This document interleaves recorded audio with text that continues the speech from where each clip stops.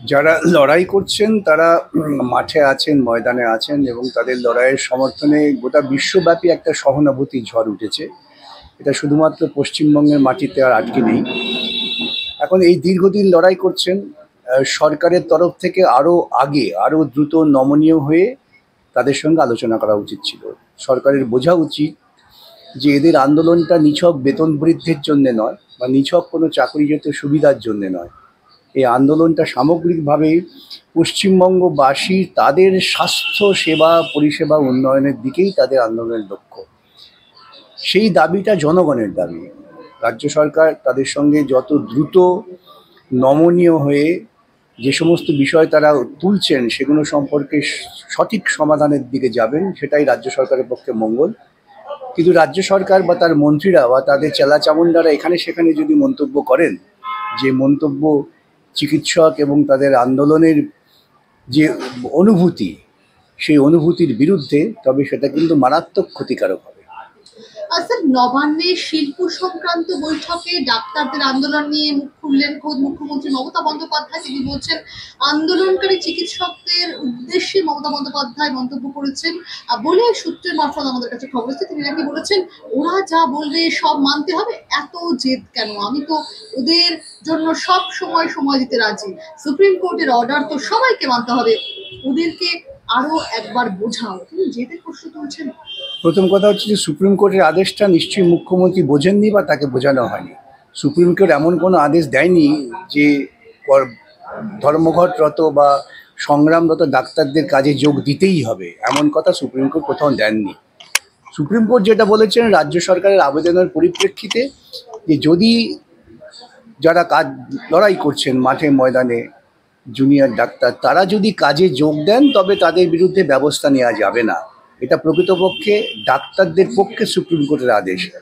Supreme court কখনোই ডাক্তারদের বলেননি যে তোমরা তোমাদের স্বাধীন বিবেচনা আন্দোলন ছেড়ে এক্ষুনি যোগ দাও, এমন নির্দেশ সুপ্রিম কোর্ট দেননি। সুতরাং মুখ্যমন্ত্রী সুপ্রিম কোর্ট আদেশ সম্পর্কে কিছু বলার আগে ভালো করে পড়ে নেবেন, তারপর বললেই বোধহয় ভালো। এখন তিনি তো জেদ দেখাচ্ছেন, জেদ তিনিই দেখিয়েছেন, আন্দোলনকারীরা দেখাননি। আন্দোলনকারীরা বহুদিন থেকে আলোচনা চাইছেন। আজকে এতদিন হয়ে গেল, প্রায় 1 মাস পরে মুখ্যমন্ত্রীর মনে হলো এদের সঙ্গে আলোচনা করা দরকার। সুতরাং জেদটা কোন স্তরে? তিনি জেদ দেখিয়েছেন, আন্দোলনকারীরা বুঝিয়ে দিয়েছেন যে তাদেরও অনেক দৃঢ়তা আছে, তারা দৃঢ়তার সঙ্গে লড়াই করবেন। আজকে মুখ্যমন্ত্রী আলোচনার কথা বলছেন, তার কারণটা কি জানেন? সিনিয়র ডাক্তাররা বলেছেন যদি একটা কোনো ব্যবস্থা নেওয়া হয় এই জুনিয়র ডাক্তারদের যারা আন্দোলনকারী তাদের বিরুদ্ধে, তবে তারাও আগামী দিনে আন্দোলনের পথে যাবেন। মুখ্যমন্ত্রীর সুযোগ্য নেতৃত্বে পশ্চিমবঙ্গের শিক্ষা ব্যবস্থা লাটে উঠে গেছে, স্বাস্থ্য ব্যবস্থাকে লাটে উঠে দেওয়ার পরিকল্পনা তিনি করেছেন। তার বিরুদ্ধে চিকিৎসকরা জোটবদ্ধ হয়ে লড়াই করছে। এটা মুখ্যমন্ত্রী আরও আগে বোঝা উচিত ছিল, দেরিতে হলেও বুঝেছেন, ভালো। কিন্তু তাকে নমনীয় হয়ে যারা আন্দোলন করছেন তাদের দাবির প্রতি সহমর্মিতা দেখিয়ে সুনির্দিষ্ট সিদ্ধান্তে পৌঁছতে হবে। আর কোথাও গিয়ে কি মুখ্যমন্ত্রী বেশ কিছুটা সন্ত্রস্ত হয়েছেন বলবেন? বটেই তো, এমন ধরনের আন্দোলন তো আমরা ইতিপূর্বে দেখিনি। মুখ্যমন্ত্রীর পক্ষে এতদিন সমস্ত প্রচার যন্ত্র ছিল দুর্নীতিমূলক কাজকর্ম, পেশি শক্তি দিয়ে মানুষকে ভয় পাইয়ে দেওয়া, মানুষ ভীত সন্ত্রস্ত ছিলেন। আগে ধর্ষণ হলে লোকে ধর্ষণের অভিযোগ করতে ভয় পেতেন, কেন ধর্ষণের সঙ্গে তৃণমূল কংগ্রেসের নেতারা যুক্ত। আর পুলিশ, এখন তো দেখছি পুলিশও তৃণমূলের পক্ষে সোশ্যাল সাইটে পোস্টও করছেন। এই জায়গায় পুলিশ এবং প্রশাসনের যে নৈতিকতা মুখ্যমন্ত্রী সেখানে পৌঁছে দিয়েছেন। সেই জায়গায় দাঁড়িয়ে এত বড় আন্দোলন হবে এটা কিন্তু ভাবতেই পারেননি। উনি তো ভেবেছিলেন আমার গুন্ডাদের নামিয়ে ভয় টয় দেখিয়ে দমিয়ে দেবো, কিন্তু পাল্টা জনগণের শক্তি যে অনেক বড় এটা বুঝতে একটু দেরি হয়েছে। স্যার, মুখ্যমন্ত্রী বলছেন উৎসবে ফিরতে, কি বলবেন? এটা তো বললাম যে মুখ্যমন্ত্রীর নির্বুদ্ধিতা, তার ওই সার্কাসে ক্লাউন সুলভ আচরণ মানুষকে ক্রমশ সংঘবদ্ধ করেছে। যদি সামান্যতম তার সহানুভূতি থাকতো, সামান্যতম সহমর্মিতা থাকতো, তাহলে এই এত বড় আন্দোলন যেটা একটা ঘটনাকে কেন্দ্র করে ঘটেছে, তখন তিনি বলতেন না অনেক হয়েছে, এবার উৎসবে ফেরো। উৎসব মানে হচ্ছে তৃণমূলের কাটমানি উপার্জনের রাস্তা করে দেওয়া। উনি সেটাই ভেবেছেন, আর কিছু ভাবেননি।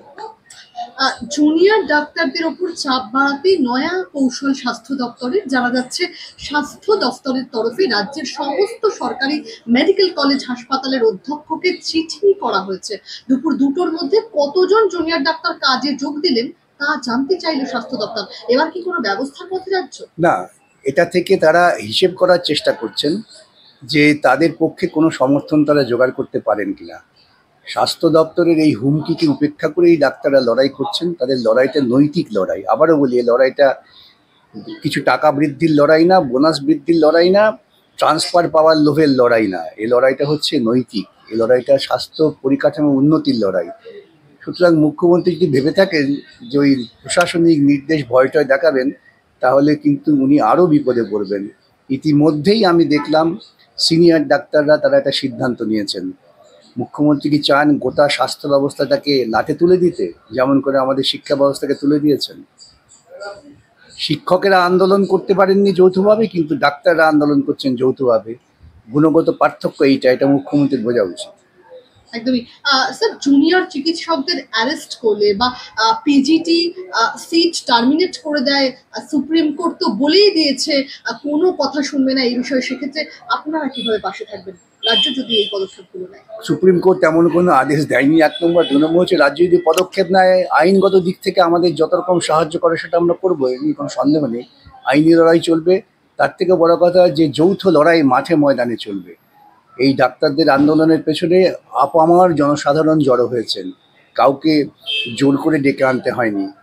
এই উপলব্ধিটা যত তাড়াতাড়ি প্রশাসকদের হয়, ততই তাদের পক্ষে মঙ্গল। একজন বিশিষ্ট আইনজীবী হিসেবে আপনি কি এই ছাত্রদের আন্দোলনের সাথে একদম রয়েছেন? আমি শতকরা 100 ভাগ, যার ফলে প্রথম দিন থেকেই আমি নির্যাতিতার বাড়িতে গিয়েছি, তাদের অনুমতি সংগ্রহ করে আদালতে সিবিআই ট্রান্সফার করিয়েছি আমরা সকলে মিলে। আমি একা বলবো না, সকলে মিলে করিয়েছি। সিবিআই তদন্ত করছে এবং এই তদন্তকে চট করে তিনি তার মোদি ভাই বা মোটা ভাইকে ধরে মাঝপথে আটকে দেবেন, সেটা সহজ হবে না। মানুষ এখন জেগে গেছে। মানুষ ঘুমিয়ে থাকতে অনেক করা যায়, মানুষ যখন জেগে যায় তখন খুব বিপদ সৃষ্টি হয় শাসকদের পক্ষে। একদমই। স্যার, সিনিয়র ডাক্তাররা কার্যত, এই যে আপনি যেরকমটা বললেন এক্ষুনি, সিনিয়র ডাক্তাররা কার্যত হুঁশিয়ারি দিয়েছেন যে যদি জুনিয়র ডাক্তারদের ওপর শাস্তিমূলক ব্যবস্থা নেমে আসে তাহলে আমরা বাধ্য হব কর্মবিরতির মতো কোনো বড় পদক্ষেপ গ্রহণ করতে। যেখানে 93,000 ডাক্তার যদি পেন ডাউন করে দেন, তাহলে রাজ্যের স্বাস্থ্য ব্যবস্থা তো ভয়ঙ্কর দিকে চলে যাবে। মুখ্যমন্ত্রী তাই চান তো। মুখ্যমন্ত্রী চান রাজ্যে অরাজকতা তৈরি করতে। অরাজকতা তৈরি করলে পরে তার যে পেটোয়া কিছু লোক আছেন, ওর তো কিছু পেটোয়া লোক আছেন, তাদের সুবিধে হবে। ওর লক্ষ্যই তাই। ওর লক্ষ্য কখনোই সামগ্রিকভাবে রাজ্যে সুশৃঙ্খল পরিস্থিতি ফিরিয়ে আনা নয়। একদমই। স্যার, একটা প্রশ্ন, মুখ্যমন্ত্রী রীতিমতো বলছেন যে সমস্ত ক্লাবগুলো সরকারি অনুদান নিতে চায় না তাদের নাম বাদ দিয়ে দেওয়া হবে এবং নতুন অনেক ক্লাব দাঁড়িয়ে রয়েছে সেক্ষেত্রে নাম নথিভুক্ত করার জন্য। কোন দিকে ইঙ্গিত? এই যে বললাম যে মুখ্যমন্ত্রী চান না কোনো সুস্থ সংস্কৃতি গড়ে উঠুক। মুখ্যমন্ত্রী চান না মানুষ সংঘবদ্ধ হয়ে কোনো নৈতিক দাবিতে লড়াই করুন। তিনি ভাবছেন সবাইকেই টাকা দিয়ে কেনা যায়। ক্লাবগুলোর উচিত যারা প্রত্যাখ্যান করেছেন শুধু তারা নন, আরও সকলের প্রত্যাখ্যান করে দেওয়া। মুখ্যমন্ত্রী এই বক্তব্যের মধ্য দিয়ে ক্লাবগুলোকে প্রকৃতপক্ষে ভিক্ষুকের পর্যায়ে দাঁড় করিয়ে দিয়েছেন যে আমি তোমাদের ভিক্ষা দেবো, ভিক্ষা গ্রহণ করো, না করলে কিন্তু অনেক ভিক্ষুক পথে দাঁড়িয়ে আছে। এই যে ঔদ্ধত্য, এই অসামাজিক ঔদ্ধত্য বলবো, এর বিরুদ্ধে আরও বিদ্রোহ তৈরি হবে, এটা জেনে রাখতে পারেন। একদমই। স্যার, আপনারা কি মনে করেন আরজি কর কাণ্ডে এই রাজ্য সরকার এই ঘটনাতে কিছু আড়াল করতে চাইছে? বটেই তো, রাজ্য সরকার আড়াল করতে যে চাইছে তা তো পদে পদে প্রমাণ হয়ে গিয়েছে।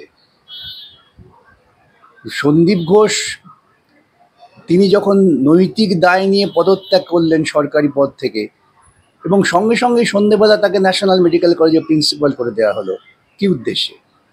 সন্দীপ ঘোষকে কেন সরকার তাৎক্ষণিক সাসপেন্ড করলেন না যে তিনি principal of A medical college, যেখানে একজন ডাক্তার খুন হয়ে গেলেন, তার দিক থেকে কোনো রকম হেলদোল নেই, তার দিক থেকে এফআইআর করা নেই, তিনি কোনো ব্যবস্থা নিলেন না।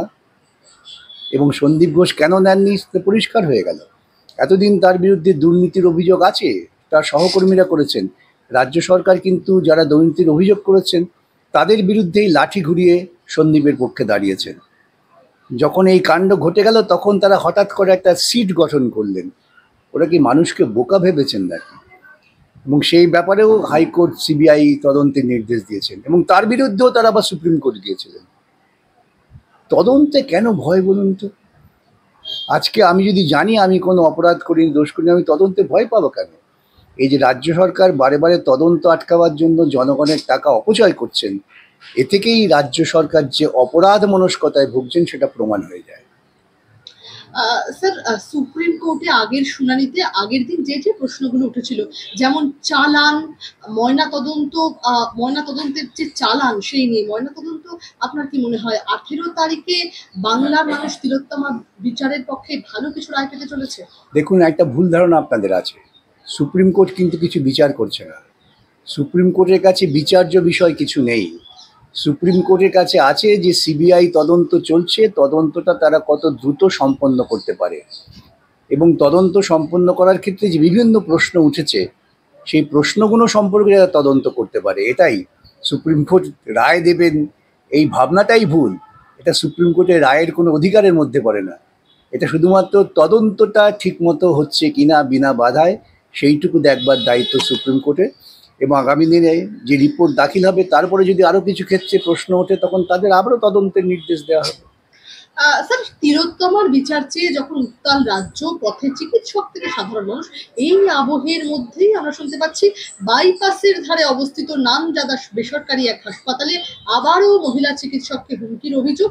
আইসিইউর সামনে তাকে ধর্ষণ ও খুনের হুমকি দেওয়ার অভিযোগ উঠেছে এবং এই কথা বলা হচ্ছে যে আরজি করের মতো ঘটনা ঘটানো হবে। হুঁশিয়ারি চিকিৎসককে, কি বলবেন? আমি বললাম গোটা রাজ্যটা 2011 সালের পর থেকে গুন্ডা, বদমাইশ, তোলাবাজ এদের নিয়ন্ত্রণে চলে গিয়েছে। তারাই এখন সবকিছু নিয়ন্ত্রণ করতে চাইছে, তারই পরিণতি এটা। আমার ডাক্তাররা নিজেদের স্বার্থ দেখলে আমরাও রাস্তায় নামতে বাধ্য হব, হুঁশিয়ারি হুমায়ুন কবিরের। তৃণমূল থেকে বারবার এরকম হুমকি আসছে, কি বলবেন? আমি আগে উল্লেখ করেছি যে তৃণমূল দলের সকলেই প্রায় দুই একজন ব্যতিক্রম ছাড়া তারা গুন্ডামি, তোলাবাজি, রাহাজানি, ধর্ষণ এইসব কাজে খুব পারদর্শী এবং সেসব করতেই তারা খুব আনন্দ পান। সেজন্যই যখন একটা সংগঠিত আন্দোলন হচ্ছে চিকিৎসকদের ওই ধরনের হুমকি আসে। এই হুমকিটা কোনো সভ্য সংস্কৃতি মনস্ক মানুষের নয়, গুন্ডা মনস্ক তোলাবাজের হুমকি। হুমায়ুন কবির নিজেকে আবার প্রমাণ করলেন যে তিনি একজন নিছক গুন্ডা। স্যার, আমার শেষ প্রশ্ন, নিরাপদ নয় বিচারকরাও, বিচারকদের আবাসনে হামলার এবং পুলিশের মদতে দুষ্কৃতী দৌরাত্মের অভিযোগ, বিদ্যুৎ বিচ্ছিন্ন করে হামলার ষড়যন্ত্র, কি বলবেন? বললাম তো, হামলা করতে করতে তারা এমন জায়গায় পৌঁছে গিয়েছে আজকে বিচারকদেরও হুমকি দেওয়া হচ্ছে। ভুলে যাবেন না, কলকাতা হাইকোর্টের বিচারপতিদের বিরুদ্ধে তৃণমূল কংগ্রেস সংগঠিত আক্রমণ শুরু করেছিল।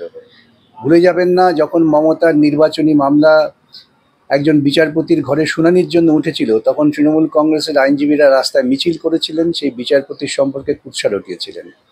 ভুলে যাবেন না, বিচারপতি মান্থা তার বাড়িতে তারা পয়সা খরচা করে পোস্টার ছাপিয়েছেন, গালমন্দ করেছেন এবং তাকে বিব্রত করার চেষ্টা করেছেন।